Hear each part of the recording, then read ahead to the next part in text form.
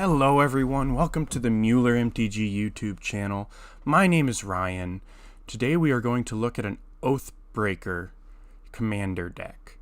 Oathbreaker is a format that began in March of 2017 as the plans of Nicol Bolas were revealed in Aether Revolt.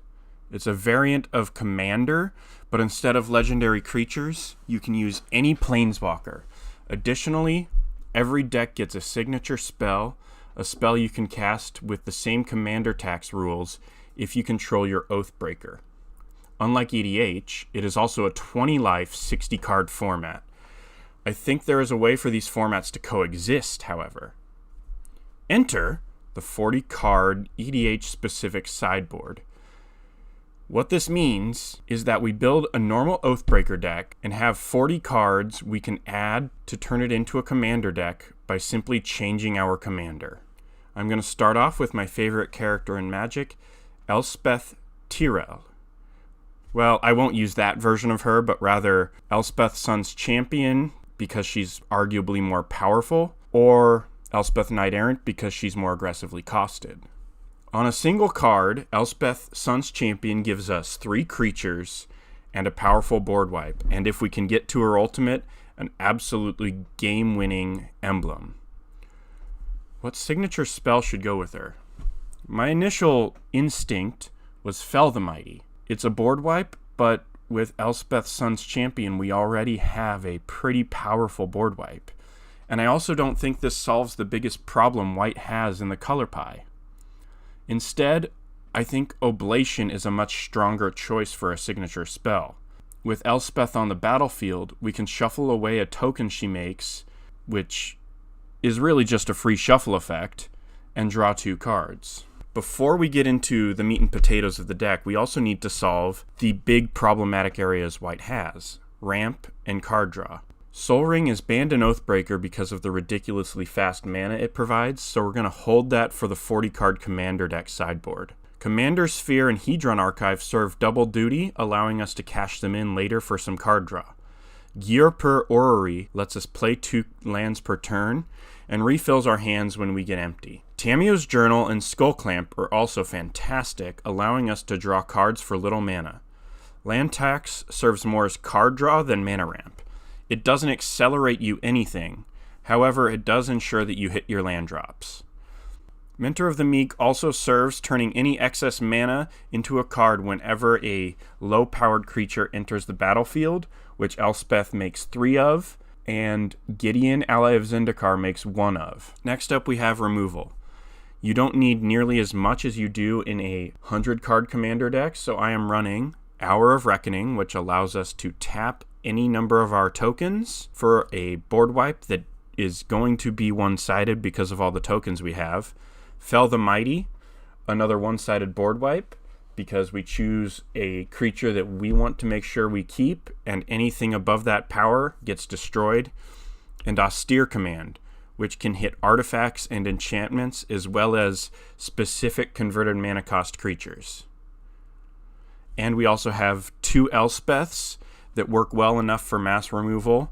Elspeth Sun's Champion, destroying any creature with power 4 or greater, and Elspeth Decklist, destroying all non-token creatures as her ultimate. One last bit of removal is Cataclysmic Gearhulk, which each player chooses an artifact, creature, enchantment, and planeswalker from non-land permanents they control and sacrifice the rest. If they have more than one type, such as creature planeswalker with Gideons, or artifact, creature, enchantment, artifact, they choose 1 for each type. Artifact lands do dodge this because it says non-land. Path to Exile, Swords to Plowshares, and Duplicant serve for the single target creature removal suite in the 58. The meat and potatoes of this deck is creatures. Most of them are aggressively costed to put out before Elspeth as free blockers. Well, not free. With a couple of ones that create value on their own. Angel of Invention gives us either a 4/3 for 5 with Flying, Vigilance, and Lifelink, or a 2/1 with Flying, Vigilance, and Lifelink with 2 1/1 artifact creature tokens that we can cash in with Skull Clamp. We also have Gideon's Lawkeeper, which lets us tap down anyone trying to get into our Elspeth. Kythian Hero of Akros, that becomes a planeswalker to draw aggro using his +2 ability.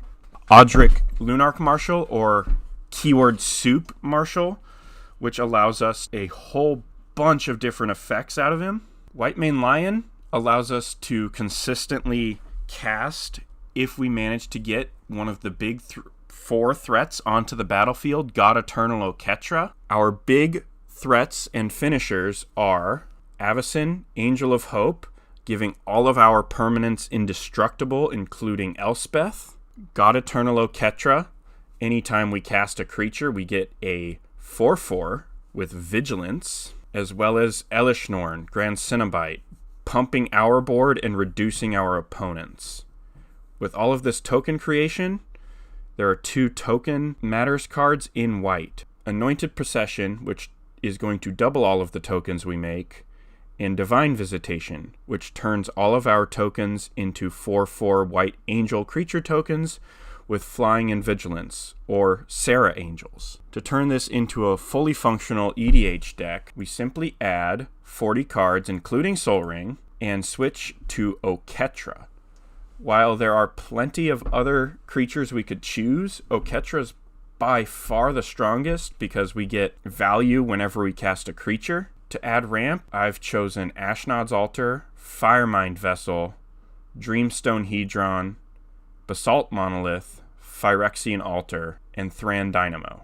These all allow us to pump out more creatures, as well as some of them can be cashed in later for cards. I've added in the board wipe category Fumigate and Wrath of God. The Wrath of God from the Vault Annihilation is the preferable art if you want to stay flavorful, because it features Heliod absolutely wrecking someone. I've also added Zetalpa Primal Dawn as another win condition. This card is really sweet. It's a keyword Soup.